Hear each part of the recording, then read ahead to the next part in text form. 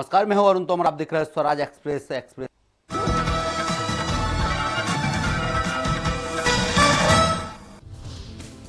विश्व चीता दिवस के मौके पर मध्य प्रदेश के कूनो नेशनल पार्क में आज दो चीते जो है छोड़े जाएंगे और वायु नाम के इन चीतों को कूनो फ्री रेंज जंगल में छोड़ा जाएगा। कूनो नेशनल पार्क में बुधवार से चीतों को एक बार फिर से खुले जंगल में छोड़ने की शुरुआत होने जा रही है। सबसे पहले नर चीते अग्नि और वायु को एक साथ कूनो के खुले जंगल में छोड़ा जा रहा है।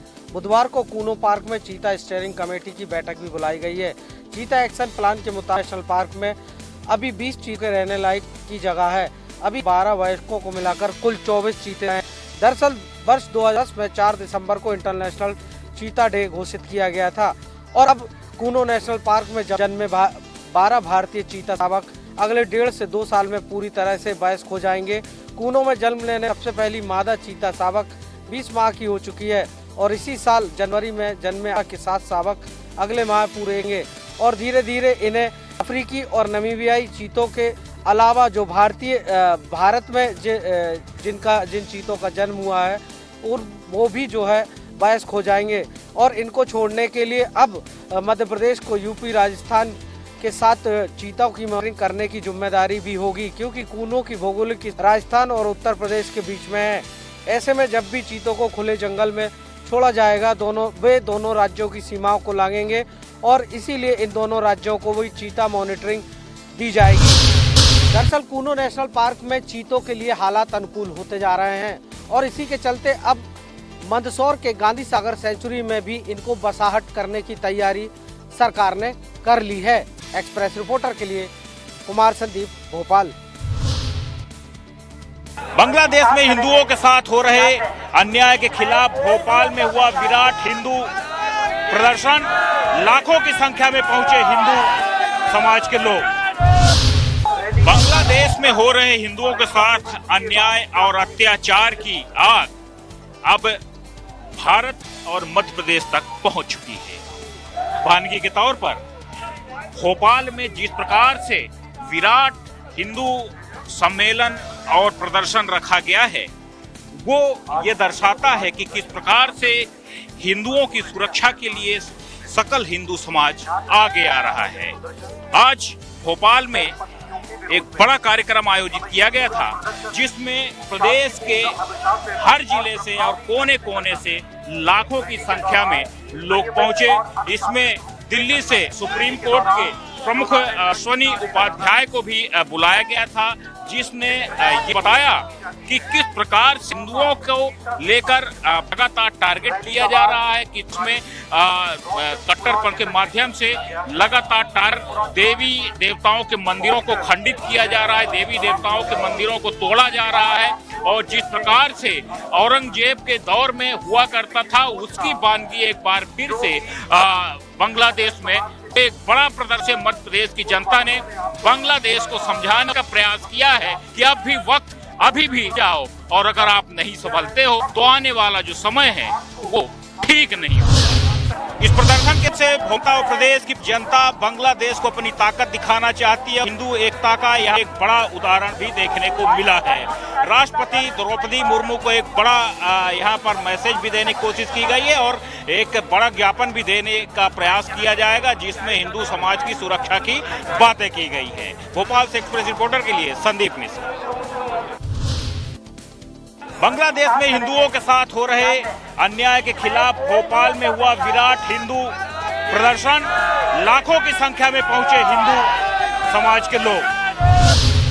बांग्लादेश में हो रहे हिंदुओं के साथ अन्याय और अत्याचार की आग अब भारत और पहुंच चुकी है। वानगी के तौर पर भोपाल में जिस प्रकार से विराट हिंदू सम्मेलन और प्रदर्शन रखा गया है वो ये दर्शाता।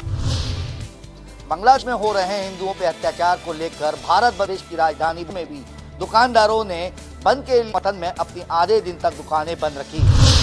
बांग्लादेश में उस घटनाओं को लेकर भारत बंद का आह्वान किया गया, जिसमें कई हिंदू संगठन और व्यापारी संगठनों ने इसका समर्थन किया था, जो बांग्लादेश में की निंदा करते हैं। बंद के कारण शहर के कई बाजारों में दुकानें और व्यावसायिक प्रतिष्ठान बंद रहे। सार्वजनिक परिवहन भी प्रभावित हुए। पुलिस और प्रशासन ने शहर में सुरक्षा व्यवस्था बढ़ा दी और शांति बनाए रखने के लिए आवश्यक कदम उठाए।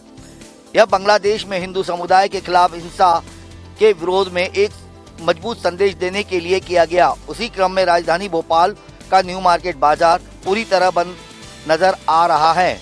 वहीं हिंदू संगठन बजरंग दल के कार्यकर्ताओं का भी कहना है कि पूरे देश में आज बंद का आह्वान किया गया है।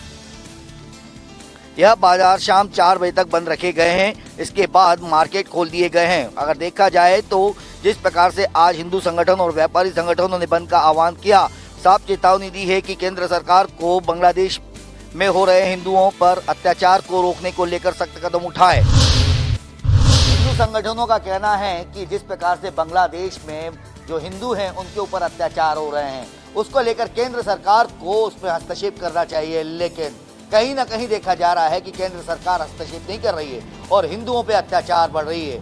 तो ये कह सकते हैं कि हिंदू संगठनों ने साफ चेतावनी दी है कि सरकार अगर इसमें हस्तक्षेप नहीं करती है तो आने वाले समय में कड़ा विरोध किया जाएगा, जिसका आज पहला एक चरण देखने को मिला, जिसमें भारत बंद के दौरान कई दुकानें और कई मार्केट या दुकान गाड़ियां तक बंद रही। Express reporter Sanjay Dogar, Divya, Bhopal. मध्य प्रदेश में मोहन कैबिनेट में महत्वपूर्ण विषयों में चर्चा के बाद जो महत्वपूर्ण प्रस्ताव है उनको मंजूरी दी गई है। मोहन कैबिनेट की बैठक में महत्वपूर्ण विषयों में चर्चा के बाद महत्वपूर्ण विषयों को लेकर जो हरी झंडी है वह मिलती हुई दिखाई दी है।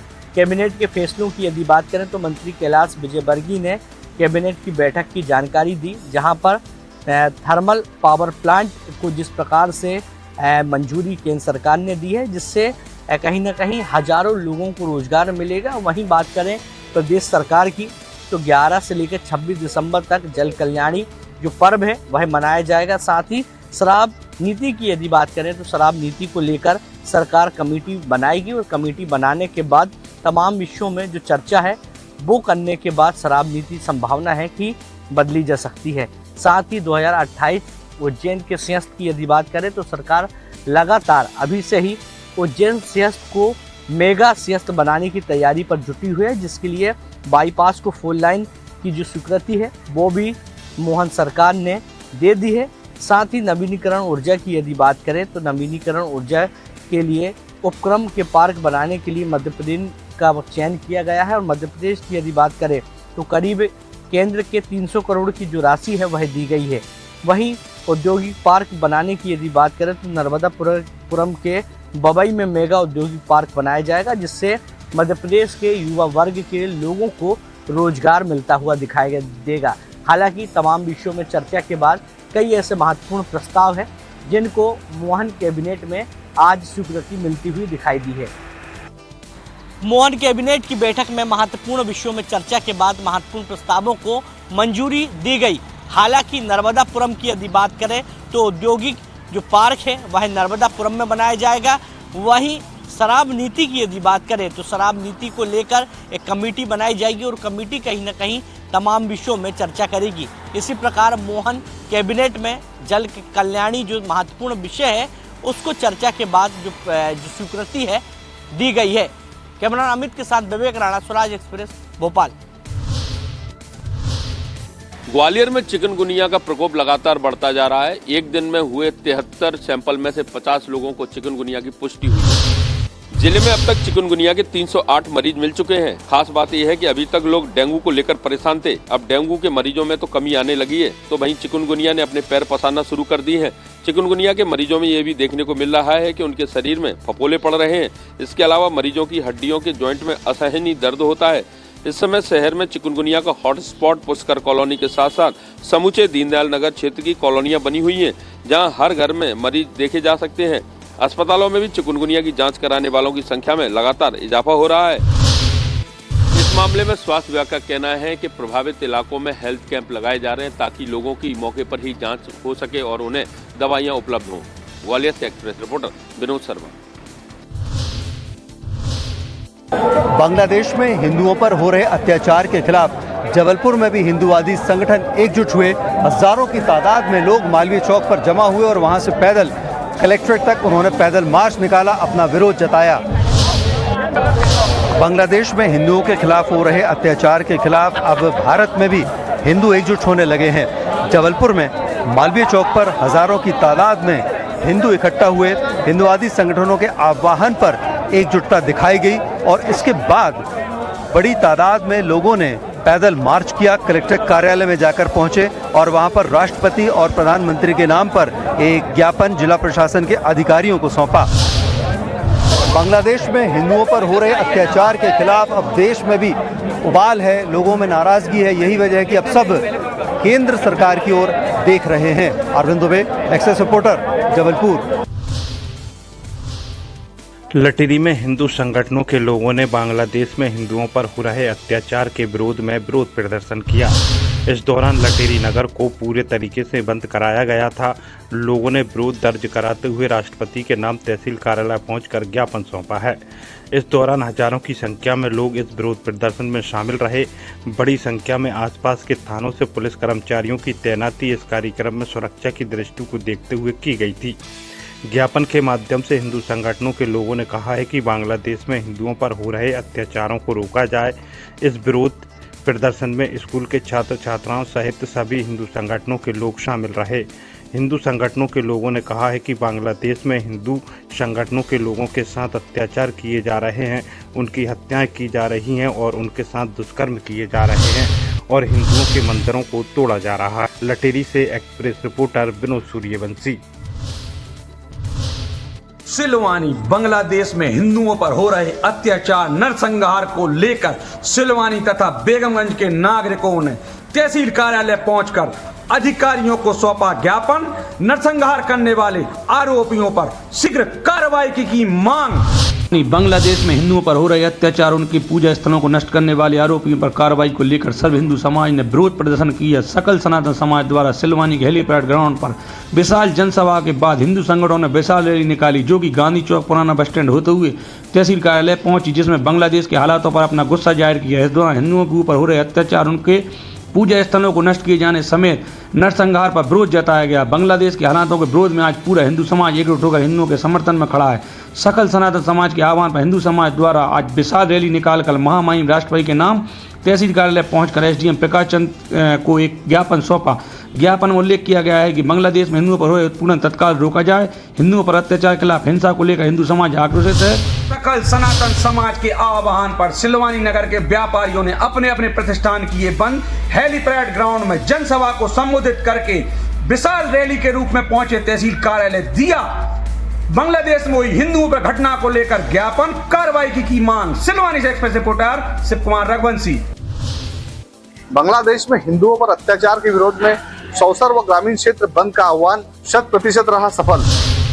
बांग्लादेश में हिंदुओं पर हो रहे अन्याय अत्याचार के खिलाफ सौसर व ग्रामीण क्षेत्र बंद का दिखा असर।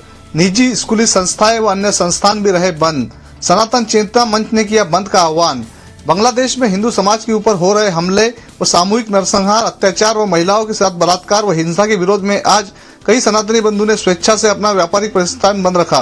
साथ ही सनातन चेतना मंच के द्वारा आयोजित विरोध प्रदर्शन व विशाल आक्रोश रैली जिला पांडुरना पर शामिल होकर अपना पुरजोर विरोध दर्ज करवाने सौसर व ग्रामीण क्षेत्र से लोग निकले।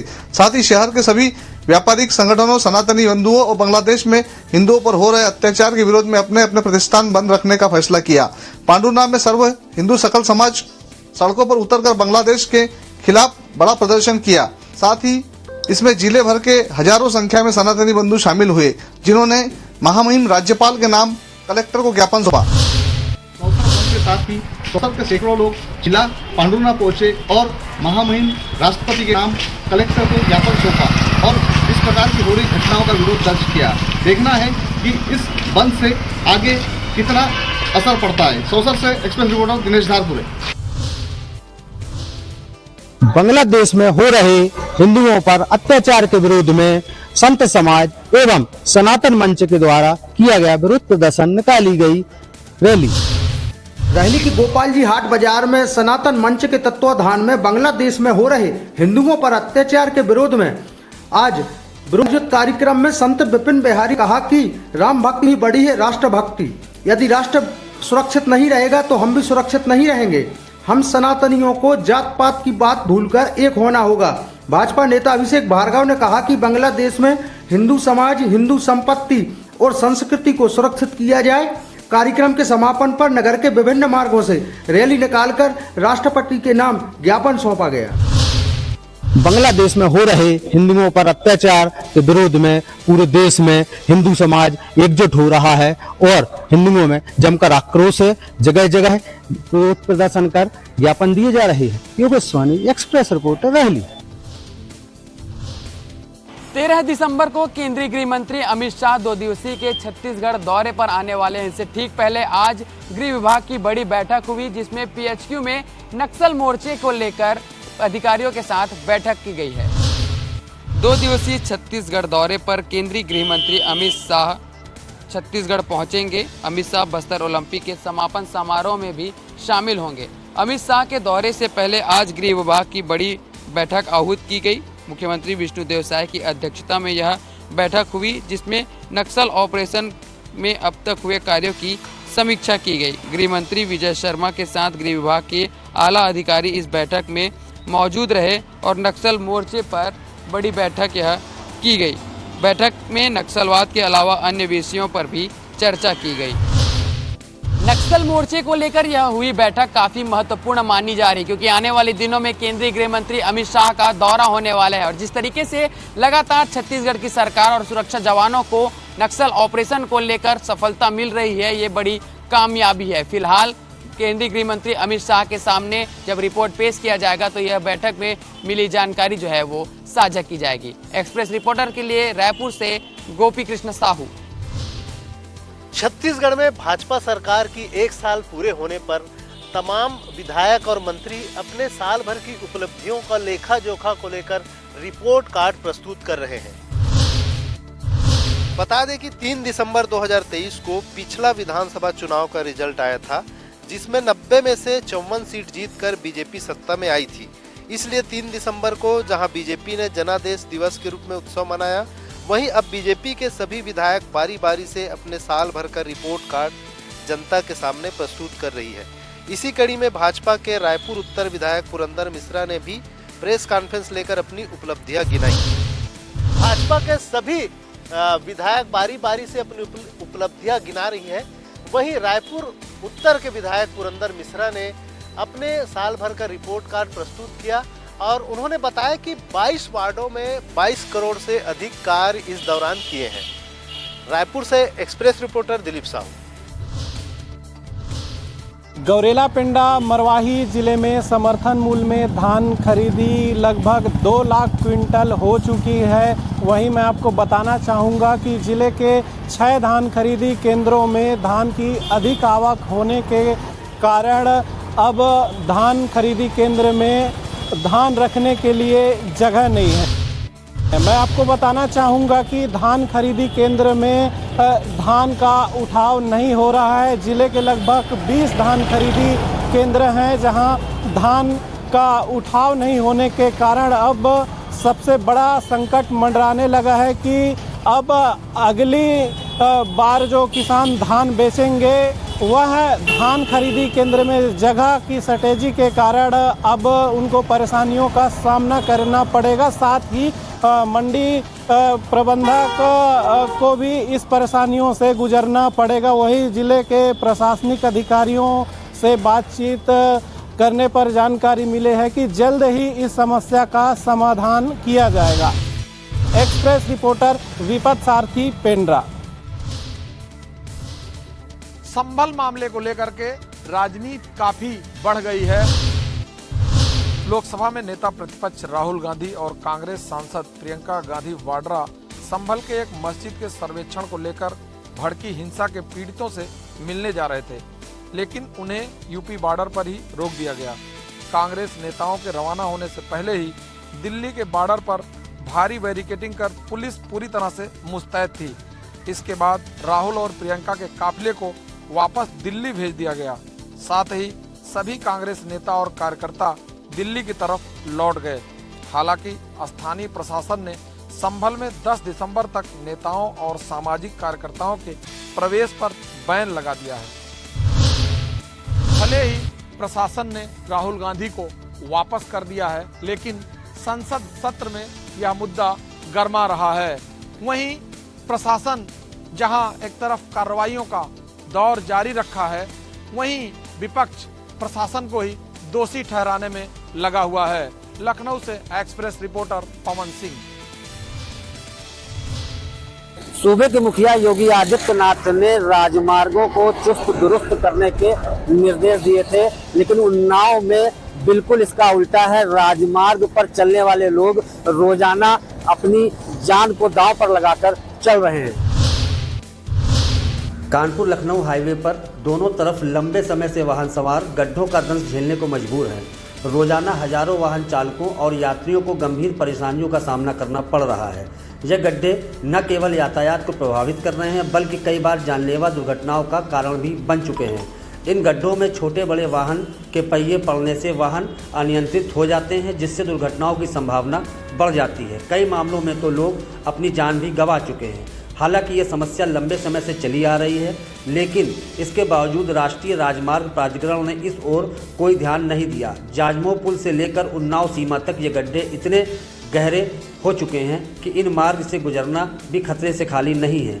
लोग इस मार्ग से गुजरने से बचने के लिए वैकल्पिक मार्ग ढूंढने की कोशिश करते हैं, लेकिन राजधानी को जोड़ने वाला यह प्रमुख मार्ग होने के कारण यात्री यहां से गुजरने के लिए मजबूर हैं। अब देखने वाली बात ये होगी कि खबर चलने के बाद NHAI के आला अधिकारी इसे कितनी गंभीरता से लेते हैं, और जो राहगीर हैं जो आ जा रहे हैं राजमार्ग पर और जगह जगह पर बड़े बड़े गड्ढे बने हुए हैं, उनसे उन्हें कब निजात मिलती है। एक्सप्रेस रिपोर्टर उन्नाव से विजेंद्र मिश्रा। उत्तर प्रदेश के जनपद जालौन में इन दिनों बंदरों का आतंक चरम पर है। बंदरों के आतंक से जालौन के कालपी कस्बे में पूरी तरह से लोग बंदरों के आतंक से खौफजदा हैं। बताते चले कि पूरा मामला जनपद जालौन के कस्बा कालपी का है। कस्बा कालपी में इन दिनों सैकड़ों की तादाद में बंदर जंगल से आ गए हैं। चूँकि जो ये कालपी है, कालपी के आसपास का इलाका जंगली है, और इस जंगल होने की वजह से जंगलों से जंगली जो बंदर हैं वो भी यहाँ कस्बे पे आ गए हैं, जो लोगों को काफ़ी परेशान कर रहे हैं। कस्बेवासी पूरी तरीके से इन बंदरों से परेशान है। खास करके जो बच्चे हैं स्कूल जाते हैं, और जो स्कूल से आते हैं आने जाने वाले बच्चों को भी बंदरों से काफ़ी परेशानियों का सामना करना पड़ रहा है। और लगातार जो कस्बेवासी हैं वो प्रशासन से बंदरों को पकड़ाए जाने की मांग कर रहे हैं। फिलहाल बंदरों के आतंक से परेशान कस्बेवासी लगातार प्रशासन से बंदरों को पकड़ाए जाने की मांग कर रहे हैं, और जो प्रशासन है, अब देखने वाली बात होगी कब प्रशासन के कानों में जू रेंगती है और वो बंदरों को पकड़ाते हैं। जालौन से एक्सप्रेस रिपोर्टर अकील अहमद। फिलहाल के लिए एक्सप्रेस रिपोर्टर में इतना ही। आप देखते रहिए स्वराज एक्सप्रेस। नमस्कार।